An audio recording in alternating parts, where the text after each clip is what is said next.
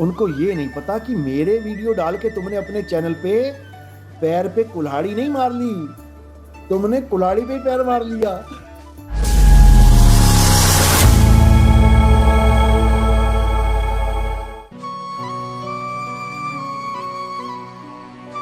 और वन का new version, अच्छा क्या कह रहे हैं ये? सत साहिब जी, रामपाल जी महाराज के आगे सब फेल हैं। अरे भैया, जो खुद ही फेल हुआ पड़ा है, हो गया वो फेल और बंद है इन द जेल। अब क्या किया जाए? समझो, वो तो पहले ही फेल हो गए। नहीं नहीं गुलाम भाई जी, ऐसा कुछ नहीं है। गलत लगा हो तो क्षमा कर देना, बिल्कुल नहीं। हमें कोई गलत नहीं लगता, हम तो गलती सुधारते हैं। हमारा काम है गलती सुधारना। बहुत अच्छी बात है आप रामपाल जी के पास जुड़े हो, लेकिन आपने जो लाइन लिखी ना कि उनके आगे सब फेल हैं उसका केवल जवाब दिया है आपको, कोई मुझे बुरा नहीं लगा। हम तो उनके लिए भी दुआ मांगते हैं कि जल्दी से जल्दी बाहर निकलें और एक बार ज्ञान चर्चा खुले मंच पे हो जाए हमारे साथ। क्योंकि वो चाहते थे कि हमसे कोई ज्ञान चर्चा करे, लेकिन उनसे किसी ने ज्ञान चर्चा करी नहीं, तो अपने 4 कैमरामैन की टीम बना के भेज देते थे। अब वो जाके वहाँ कहते थे हम साधना टीवी से आए हैं। अब साधना टीवी से आए हैं तो बंदा इंटरव्यू दे देता था। अगर वो यहाँ वहाँ बोल देते कि हम रामपाल जी की टीम से आए हैं तो अच्छी सेवा करके भेजते वो लोग। लेकिन चालाकी है, चालाक आदमी है ये लोग, तो इन्होंने जाके क्या बोलना वहाँ पे, हम साधना टीवी से आए हैं। अब इनको इतना भी नहीं पता कि साधना टीवी वाले कभी किसी का इंटरव्यू लेने के लिए भेजते नहीं है किसी को। अरे वो कोई न्यूज़ चैनल थोड़ी नहीं है कि वो बाइक लेके जा रहे हैं कि जी खबर खबर पता करनी है जी, कॉन्फ्रेंस करनी है जी। वो साधना टीवी है भाई, उसमें प्रोग्राम आप वहाँ जाके बुकिंग करवाओ। वो कभी किसी को नहीं भेजते, लेकिन झूठ बोल बोल के इन्होंने वीडियो हासिल कर लिए लोगों के। उसमें दे काट छाट, दे काट छाट, जो अपने मतलब का था वो दिखा दिया और जो अपने मतलब का नहीं था वो छुपा लिया। 2010 में मैंने फ़ोन किया, मैंने कहा महाराज जी, रामपाल जी के भाई से मेरी बात हुई थी, शायद महेंद्र नाम है उनका। मैंने ऑडियो भी डाल रखी है वैसे अपने यूट्यूब चैनल पे, 14 नंबर वीडियो देखोगे तो आपको दिखाई दे जाएगी। तो मैंने 2010 में, क्योंकि उस वक्त बहुत बवाल मचा हुआ था कि हम ज्ञान चर्चा करना चाहते हैं, कोई आता नहीं आता नहीं, मैंने कहा चलो फ़ोन कर देते हैं। तो मैंने महेंद्र जी से बात करी, मैंने कहा जी मैं ज्ञान चर्चा करना चाहता हूँ, एक बार मिल लेते हैं, बैठ लेते हैं, बात कर लेते हैं। तो कहते हैं आपके चेले कितने हैं? मैंने कहा होंगे 5,000। हालांकि मैं अपने गुरु के चेलों की गिनती कर रहा था और इतने भी नहीं थे। तो कहते नहीं जी 1 लाख हो कम से कम चेला, जिस गुरु का 1 लाख चेला हो उससे ज्ञान चर्चा करते हैं। मैंने कहा कमाल हो गई, तुमने गिनती मिनती करनी है कि तुमने ज्ञान चर्चा करनी है? तुमने एमएलए की वोटें लड़नी है क्या, कि इसको हरा देंगे तो 1 लाख वोट आ जाएंगी हमारे पास? अरे ये तो ज्ञान चर्चा है। जब कबीर साहब आए थे तो अकेले थे, अकेले ज्ञान चर्चा करके ध्वस्त कर देते थे सबको। तो ये आवाज़ जब आई कि 1 लाख चेले हैं, तो मैंने कहा भैया आपको ज्ञान चर्चा नहीं चाहिए, आपको केवल भगत चाहिए लूटने के लिए, बस। ज्ञान चर्चा नहीं चाहिए। ज्ञान चर्चा तो उसके साथ भी कर सकते जिसका एक भी चेला ना हो, उसमें क्या बड़ी बात है। तो मुझसे पुस्तकें मंगाने लगे कि आप अपनी पुस्तकें भेज दो आश्रम की। मैंने कहा हाँ, जैसे बाकियों की पुस्तकें तुम दिखा दिखा के उनको बेचारों को अब पुस्तक में क्या लिखा है तुम्हें क्या पता, वो तो हम बताएंगे ना कि क्या लिखा है, पुस्तक थोड़ी नहीं बताएगी तुम्हें कि ये क्या लिखा है। पुस्तक में लिखा है सोई गुरु पूरा कहावे, 2 अक्षर का भेद बतावे, और तुम कहोगे कि 2 अक्षर है ओम सोहंग, बताओ। अरे भाई, ओम सोहंग 2 अक्षर नहीं है। ओम और सोहंग, हाँ जी बिल्कुल इसी चैनल पे है, गुलाम फॉर वन। उसमें मैंने पूछा है कि सोई गुरु पूरा कहावे 2 अक्षर का भेद बतावे, ये कहाँ लिखा है? तो वो कहने लगे ये राधा स्वामी की किताब में लिखा है। मैंने कहा राधा स्वामी की किताब में तो नहीं लिखा है। तो फिर अपने आप ही आ गए, सच बोल दिया, कहते ये मदन साहिब की वाणी है। अरे मैंने कहा जब ये मदन साहिब की वाणी है तो तुमने अपने ग्रंथ में नानक साहब का नाम क्यों लिख रखा है? हालांकि ये लाइन मैंने नहीं बोली क्योंकि मुझे और उगलवाना था कि और कुछ बोलें, लेकिन आज मैं बोल रहा हूं कि अगर आपको पता था, अगर आपको पता था कि ये मदन साहिब की वाणी है, वो भी 2010 में, तो आज तक आपके ग्रंथ में ये वाणी तो बार बार आ गई कि सोई गुरु पूरा कहावे 2 अक्षर का। अरे भाई, तो इसमें मदन साहिब लिखो ना वाणी के पास। कि ये मदन साहिब कहते हैं, तुमने नानक साहब का नाम लिख रखा है, ऊपर से इनका वो जोधपुर जयपुर वाला चेला, बताओ आज तक वो गा रहा है कि सोई गुरु पूरा कहावे, दो अक्षर का भेद बतावे, ये गुरु ग्रंथ साहब में लिखा हुआ है। बता दे भाई कौन से पेज में लिखा है ये? झूठ की दुकान कितनी दिन चलेगी भाई? अगर तुम ये दोहा गुरु ग्रंथ साहब में दिखा दो, सोई गुरु पूरा कहावे, दो अक्षर का भेद बतावे, तो नितिन दास तुमसे नाम ले लेगा आके तुम्हारा चेले बन जाएगा। और अगर नहीं दिखा पाए तो पूरी पलटन इधर आ जाना। ठीक है, मंजूर है। मोहम्मद नबी साहिब बंदगी सतनाम। तो भाई हम झूठ नहीं बोल रहे हैं। मेरा नाम महेंद्र जी से पूछ लेना, 2010 से हमारी बात चल रही है, आज का नहीं है खेल, 14 साल पुराना खेल चल रहा है ये। आप मुझे मैसेज कर देना, मैं आपको ऐसी ऐसी वीडियो दिखा दूंगा, समझा दूंगा कि आप दोबारा नाम नहीं लोगे रामपाल जी महाराज का। ठीक है, गुरु है, कोई बुराई नहीं है गुरु बनाने में, गुरु किसी को बना सकते। दत्तात्रेय ने 24 गुरु बना लिए, उसमें कीड़े मकोड़े भी हैं गुरु बना रखे हैं, वैश्य को भी गुरु बना रखा है, छोटे से बच्चे को गुरु बना रखा है, हाथी को गुरु बना लिया। तो गुरु बनाना कोई दिक्कत नहीं है, लेकिन तुम गुरु की पहचान करो कि पूरा है कि अधूरा है। गुरु किसी को भी बना लो, कोई बात नहीं। सोई गुरु पूरा कहावे, दो अक्षर का भेद बतावे। हाँ, मुझे पता है कि वो जयपुर वाले चेले को रामपाल जी अपना चेला नहीं मानते, उसको गुरुद्रोही मानते हैं। हम ये नहीं कह रहे कि वो गुरुद्रोही है कि नहीं है, हम ये कह रहे हैं कि वो आज भी रामपाल जी के ग्रंथ में लिखी बात को ही बोल रहा है, जबकि उसको पूरा पता है, उसको बता रखा है। राम सिंह हमारे जयपुर से शिष्य हैं, उसको पता नहीं कितनी बार मिलके उसको समझाया, उसको पूरा गुरु ग्रंथ साहब डाउनलोड किया हुआ है मोबाइल में, उसको बोला देख ढूंढ के दिखा इसमें, वो रब का बंदा माना नहीं। तो ऐसे लोगों को हम विवेकी नहीं कहते, ये विवेकहीन प्राणी है।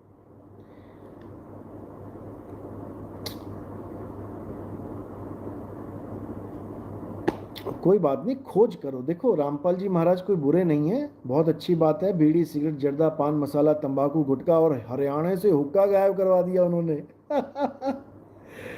हरियाणा का बंदा हुक्का छोड़ दे, ये बहुत बड़ी बात है। क्योंकि हुक्के को तो वहां कहते हैं ये तो प्रसाद है भगवान का। हुक्के को नशा नहीं मानते वो लोग, और हुक्के में काजू बादाम किशमिश पता नहीं क्या क्या डाल के वो हुक्का बनाते हैं, कहते हैं ये तो हमारी ताकत का राज है। मैंने कहा अरे बाप रे बाप, इनसे कौन हुक्का छुड़वाएगा। लेकिन रामपाल जी महाराज ने हुक्का छुड़वा दिया, उनकी तारीफ है इस बात में, हमें कोई कोई कोई बैर थोड़ी नहीं है उनसे। लेकिन ज्ञान को ऐसा घुमा दिया उन्होंने। वाणी कह रही है सोई गुरु पूरा कहावे, दो अक्षर का भेद बतावे, वो तीसरा भी फिट कर रहे हैं बीच में कि तीसरा भी नाम है। बताओ, वाणी कह रही है कहें कबीर अक्षर दो भाख, दो भाग होगा खसम तो लेगा राख, वो फिर तीसरा घुसा रहे हैं बीच में। अरे वाणी दो का इशारा कर रही है, तुम तीसरा घुमा रहे हो, तो कैसे बात बनेगी। तो बात ऐसी है कि गुरु मेरे सभी बड़े, अपनी अपनी ठौर। गुरु कोई भी हो, चाहे हिंदू गुरु है, चाहे मुस्लिम गुरु है, चाहे कोई सिख गुरु है, चाहे कोई ईसाई गुरु है, इससे कोई फर्क नहीं पड़ता। जैसे आप स्कूल में जाते हो, कॉलेज में जाते हो, अब वहाँ प्रोफेसर हैं, तुम कभी नाम पूछ के नहीं गए होगे कॉलेज में कि यहाँ हिंदू प्रोफेसर पढ़ाते हैं कि कोई सिख पढ़ाता है कि कौन पढ़ाता है, क्योंकि तुम्हारा मतलब ही नहीं है इससे, तुम्हारा मतलब है ज्ञान से।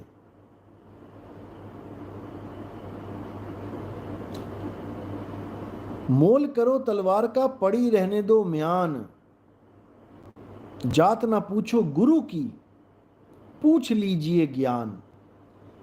बस तुम ज्ञान पूछते जाना, हिंदू है, मुसलमान है, सिख है, ईसाई है, उससे कोई मतलब नहीं, कोई मतलब नहीं। तुम ज्ञान पूछो, अगर तुम्हें लगता है कि हाँ ये ज्ञान मेरे मेरे भले का है, उसको अपना लो, उसको अपना लो। परख जरूर करो। कई बार ऐसा होता है कि हम नाम दीक्षा लेने से पहले परख नहीं कर पाते। सत्संग हमने सुना, क्योंकि तुम्हें पता है कि हमारी नकल मारने वाले इतने एक्टिव हैं कि अब सारे सत्संगी उनके बिल्कुल यू टर्न ले लिया उन लोगों ने, क्योंकि अब हमारा सत्संग इतना फैल रहा है कि उनके चेलों ने उनका जीना हराम कर दिया है।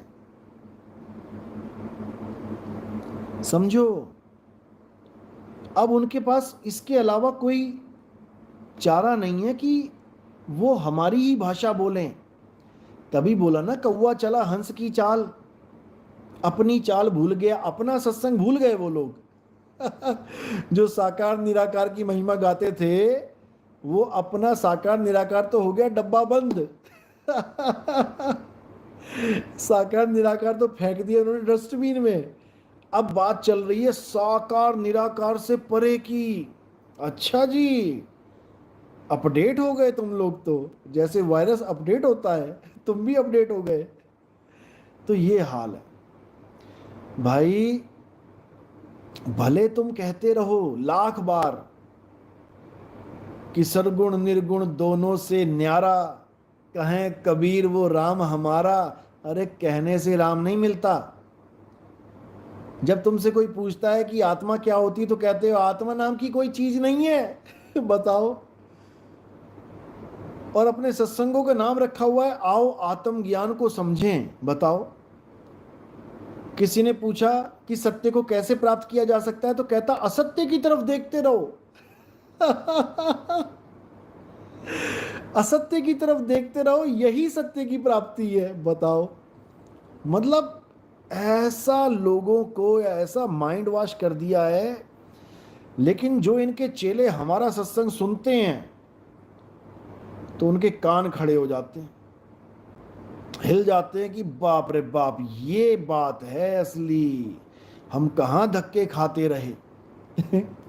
और सबसे अच्छी बात तो ये है कि रामपाल जी के चेलों ने हमारे सत्संग अपने YouTube चैनलों पे डाल दिए। बहुत खुशी की बात है। भले उन्होंने विलेन बना दिया मुझे। उन्होंने अपनी स्टोरी का विलेन बना दिया, अपनी फिल्म का विलेन बना दिया, लेकिन उनको ये नहीं पता कि मेरे वीडियो डाल के तुमने अपने चैनल पे पैर पे कुल्हाड़ी नहीं मार ली, तुमने कुल्हाड़ी पे पैर मार लिया। ये समझ लो, ये समझ लो। क्योंकि तुमने डर निकाल दिया लोगों का। पहले इन्होंने लोगों को डरा दिया था। रामपाल जी के मैनेजमेंट वालों ने लोगों को डरा दिया कि जो भी नितिन दास के सत्संग सुनेगा उसका नाम खंड हो जाएगा, उसको काल भगवान खा जाएगा। डर के मारे बेचारे सुन ही नहीं पाए। इतने साल हो गए, 18, 19, 20, 21, 22, 23,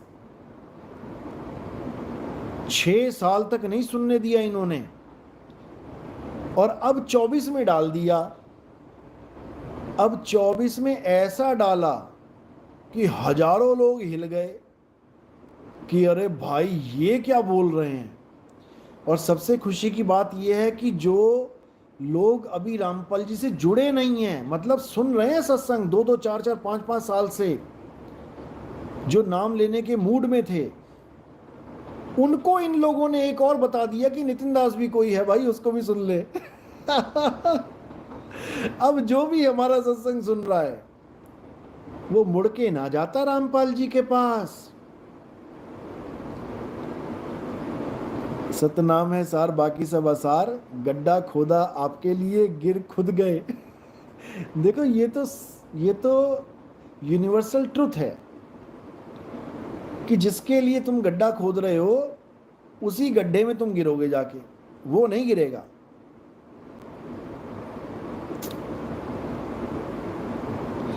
बहुत बढ़िया। गुलाम फॉर वन का न्यू वर्जन कह रहे हैं कि मेरी भी यही विचारधारा है कि ज्ञान सबका सुनो और जो अच्छा लगे वो करो। बिल्कुल, यही एक असली भगत के लक्षण हैं। क्योंकि भगत कभी पक्षपात नहीं करता। पक्षपात कौन करता है? स्वार्थी करता है, स्वार्थी। भगत कभी पक्षपात नहीं करता। और कबीर साहब क्या कह रहे हैं?